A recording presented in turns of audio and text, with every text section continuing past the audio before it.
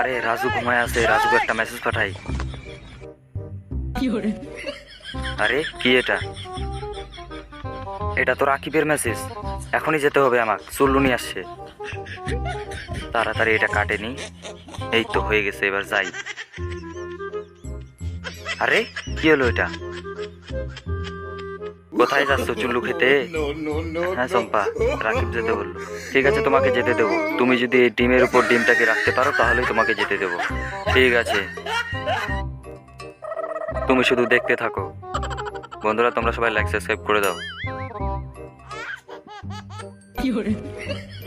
Complete. এবার তো আমি যেতে পারবো। এটা তো খুব সহজ ছিল। এবার তোমায় এই ডিমটাকে হাওয়াতে ওড়াতে হবে, মুখের হাওয়া দিয়ে।